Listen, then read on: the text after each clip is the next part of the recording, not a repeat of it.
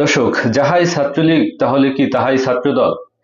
সময়টা গত 1 বছর আগে জাহাঙ্গীরনগর বিশ্ববিদ্যালয়ের ভিতরে স্বামীকে আটকে রেখে স্ত্রীকে ধর্ষণ করেন একজন ছাত্রলীগ নেতা, তাও বিশ্ববিদ্যালয়ের এরিয়ার ভিতরে বসে।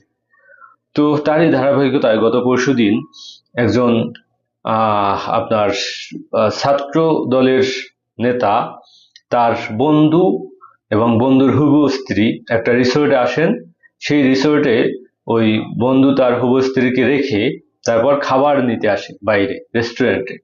সে খাবার নিতে আসা অবস্থায় ওই যে বন্ধুর ছাত্রদল নেতা, সেই ছাত্রদল নেতা তার বন্ধুকে পুলিশে ধরিয়ে দেয়, বলে যে আমার এই বন্ধু, সে দীর্ঘদিন যাবৎ ছাত্রলীগ করেছে এবং ছাত্রলীগের নেতা। পুলিশকে ফোন দিয়ে তারপর তাকে ধরিয়ে দেয়। তো এই তাকে পুলিশে ধরিয়ে দিয়ে এই যে ছাত্র দলের নেতা, তিনি তার বন্ধুর ওই হবু স্ত্রীর রুমে ঢোকেন এবং রুমে ঢুকে প্রথমে তার সাথে কথা বলেন। কথা বলার একটা পর্যায়ে ধস্তাধস্তিতে তাকে ধর্ষণ করেন। তো এই হইল পরিস্থিতি যে তার নিজের বন্ধুকে পুলিশের কাছে ছাত্রলীগ বলে ধরিয়ে দিয়ে তারপর নিজের বন্ধুর হবু স্ত্রীকে ধর্ষণ করেন। এই যদি হয় ছাত্র দলের ক্যারেক্টার, তাহলে আমরা আসলে কার কাছে নিরাপদ?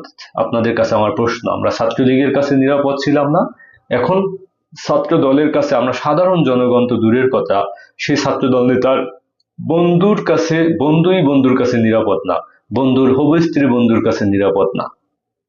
তাহলে আসলে দলগুলো এরপর বলবে যে ব্যক্তির দায় আসলে দল নিবে না, তার এই ধরনের কথাবার্তায় বললে আসলে ব্যক্তির তো এখানে দোষ না, দোষ তো তার পদ পজিশনের।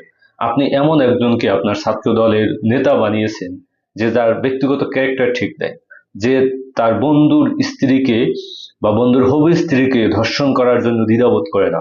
আপনি এমন একজন মানুষকে নেতা বানিয়েছেন যে একটুকু আপনার করতে পারে না, যে নিজের বন্ধুর সম্মান রক্ষা করতে পারে না।